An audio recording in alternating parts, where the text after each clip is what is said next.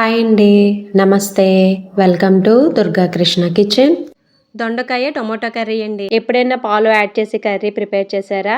లేదంటే ఒకసారి ఇలా ట్రై చేయండి. ఎక్సలెంట్‌గా వస్తుంది టేస్ట్ అనేది. వెజ్ బిర్యానీలోకైనా, పులిహోరలోకైనా, రైస్, చపాతీ, రోటీ, దేనిలో కన్నా ఎక్సలెంట్‌గా ఉంటుంది. టేస్ట్ అయితే చాలా బాగుంటుంది కదండీ! మెయిన్‌గా చపాతీలోకైతే భలే ఉంటుంది టేస్ట్. ప్రిపరేషన్ టైము ఒక 20-25 నిమిషాలు టైం పడుతుందండి. వీడియోలోకి వెళ్ళే ముందు మీకు గనక ఈ వీడియో నచ్చినట్లయితే తప్పకుండా వీడియోని లైక్ చేసి, షేర్ చేసి, కామెంట్ చేయండి. అలానే ఛానల్‌ని సబ్స్క్రైబ్ చేసుకుని పక్కనే ఉన్న బెల్ ఐకాన్ గనక క్లిక్ చేసినట్లయితే నేను పెట్టే ప్రతి వీడియో యొక్క నోటిఫికేషన్ మీకు వస్తుందండి. ఇంకా లేట్ చేయకుండా ఎంతో టేస్టీగా, ఈజీగా ప్రిపేర్ చేసుకునే దొండకాయ కర్రీ తయారీ విధానం ఎలాగో చూసేద్దాం. స్టవ్ మీద ప్యాన్ పెట్టుకుని హీట్ అయిన తర్వాత ఒక 3-4 స్పూన్స్ వరకు ఆయిల్ యాడ్ చేసుకోవాలి. దీనిలోకి కొంచెం ఆయిల్ ఎక్కువే పడుతుందండి. తర్వాత దానిలోకి కట్ చేసి పెట్టుకున్న పచ్చిమిర్చిని యాడ్ చేసుకోవాలి. పచ్చిమిర్చి ఇక్కడ నేను 2 వరకు యాడ్ చేశాను. పచ్చిమిర్చి లైట్‌గా ఫ్రై అయిన తర్వాత దానిలోకి కొద్దిగా కరివేపాకును కూడా యాడ్ చేసుకోవాలి. ఇవి 2 కొంచెం బాగా ఫ్రై అయిన తర్వాత దానిలోకి కట్ చేసి పెట్టుకున్న ఉల్లిపాయ ముక్కలను కూడా యాడ్ చేసుకోవాలి. మీడియం సైజు ఉల్లిపాయలు ఇక్కడ 2 వరకు తీసుకున్నానండి. ఉల్లిపాయ ముక్కలు యాడ్ చేసిన తర్వాత కొద్దిగా ఉప్పును యాడ్ చేసుకోవాలి. ఉల్లిపాయ ముక్కల్లో ఇలా ఉప్పు యాడ్ చేయడం వల్ల వాటర్ అనేది త్వరగా రిలీజ్ అయ్యి ఉల్లిపాయ ముక్కలు అనేది త్వరగా సాఫ్ట్ అయిపోయి బాగా వేగుతాయండి. టైం చాలా సేవ్ అవుతుంది. ఉప్పు యాడ్ చేసిన తర్వాత వీటన్నింటిని ఒకసారి మొత్తం బాగా కలుపుకుని మూత పెట్టుకుని మగ్గించుకోవాలి. చెక్ చేసుకున్న ప్రతిసారి మూత పెట్టుకుని మగ్గించుకుంటే ఉల్లిపాయ ముక్కలు అనేది చాలా త్వరగా మగ్గిపోతాయి. కర్రీ అనేది మనకి టేస్ట్ బాగా రావాలంటే మెయిన్ ఉల్లిపాయ ముక్కలు అనేది ఎంత బాగా మగ్గితే టేస్ట్ అనేది అంత బాగుంటుంది.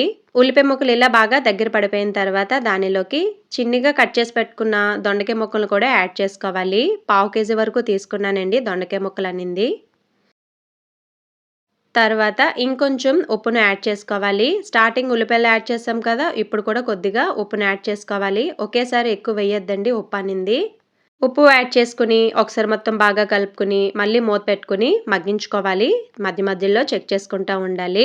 దొండకాయ ముక్కలు మరీ పెద్ద ముక్కలు కోసేస్తే వేగడానికి కొంచెం టైం ఎక్కువ తీసుకుంటుందండి. కొంచెం ఓపికతో వీటిని చిన్ని చిన్ని ముక్కల్లాగా కట్ చేసుకుని ఇలా ఫ్రై చేసుకుంటే చాలా త్వరగా మగ్గిపోతాయండి. మీరు ముక్కలు కట్ చేసే విధానం బట్టి ఉంటుంది దొండకాయ కర్రీ ఉడకడం టైం అనేది. దొండకాయ ముక్కలు ఇలా బాగా మగ్గిపోయిన తర్వాత దానిలోకి కట్ చేసి పెట్టుకున్న టొమాటో ముక్కలను కూడా యాడ్ చేసుకోవాలి. బాగా ముగ్గిన టొమాటోలు 2 వరకు తీసుకున్నానండి ఇక్కడ మీడియం సైజువి. టొమాటో ముక్కల మీద కూడా మళ్ళీ లైట్‌గా ఉప్పుని యాడ్ చేసుకుని ఓన్లీ టొమాటో ముక్కలనే కదుపుకుని మూత పెట్టుకుని మగ్గించుకోవాలి. ఒక 3 నిమిషాలు అలా వదిలేయాలి. ఇది 3 నిమిషాల తర్వాత అండి చూడండి టొమాటో ముక్కల కలర్ అనేది పూర్తిగా చేంజ్ అయిపోయింది. ఓన్లీ టొమాటో ముక్కల్నే ఇలా బాగా కదుపుకుని తర్వాత మొత్తం ఒకసారి బాగా కలుపుకోవాలి.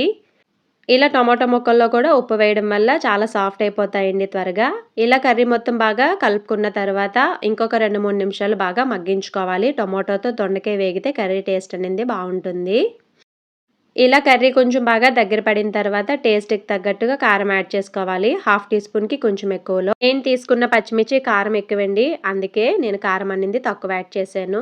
తర్వాత 1/2 టీ స్పూన్‌కి కొంచెం ఎక్కువలో ధనియాల పౌడర్, అలానే 1/2 టీ స్పూన్‌కి కొంచెం తక్కువలో జీలకర్ర పౌడర్‌ని కూడా యాడ్ చేసుకోవాలి. మెయిన్‌గా ఈ ధనియాలు, జీలకర్ర పౌడరే మనకి మెయిన్ టేస్ట్ వస్తుందండి. చాలా బాగుంటుంది. నేను ఇందులో ఏ మసాలా పౌడర్ యాడ్ చేయలేదండి. కానీ కర్రీ టేస్ట్ అయితే ఎక్సలెంట్‌గా ఉంటుంది. పౌడర్స్ అన్నీ ఒకసారి మొత్తం బాగా కలుపుకొని ఇంకొక 2 నిమిషాలు బాగా మగ్గించుకోవాలి మూత పెట్టుకొని. కర్రీలోంచి మనకి ఆయిల్ సెపరేట్ అయ్యేంత వరకు ఫ్రై చేసుకున్న తర్వాత దానిలోకి ఇలా లైట్‌గా కర్రీ ములిగేంత వరకు వాటర్‌ని యాడ్ చేసుకొని స్టవ్ మీడియంలో పెట్టుకొని కర్రీని ఉడికించుకోవాలి. కర్రీ ఉడకడం స్టార్ట్ అవుతున్నప్పుడు స్టవ్ సిమ్‌లో పెట్టుకోవాలి. ఇలాంటి టైంలోనే ఉప్పు సరిపోయిందో లేదో చెక్ చేసుకోవాలి. మధ్య మధ్యలో కలుపుకుంటూ ఉండాలండి కర్రీ దగ్గర పడేంత వరకు. తర్వాత ఇలా కొద్దిగా కొత్తిమీరను కూడా యాడ్ చేసుకొని బాగా మగ్గించుకోవాలి. కర్రీ ఇలా బాగా దగ్గర పడిపోయిన తర్వాత లాస్ట్‌లో దించే ముందు కొద్దిగా పాలను యాడ్ చేసుకోండి. పచ్చి పాలను.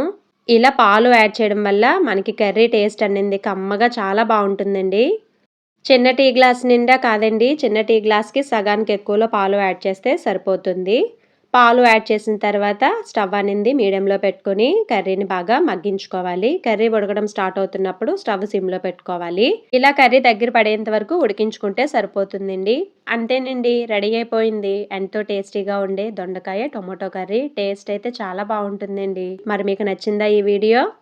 మీకు గనక ఈ వీడియో నచ్చినట్లయితే తప్పకుండా వీడియోని లైక్ చేసి, షేర్ చేసి, కామెంట్ చేయండి. అలానే ఛానల్‌ని సబ్స్క్రైబ్ చేసుకొని పక్కనే ఉన్న బెల్ ఐకాన్‌ని గనక క్లిక్ చేసినట్లయితే నా వీడియోస్‌ని మీరు రెగ్యులర్‌గా ఫాలో అవ్వచ్చు.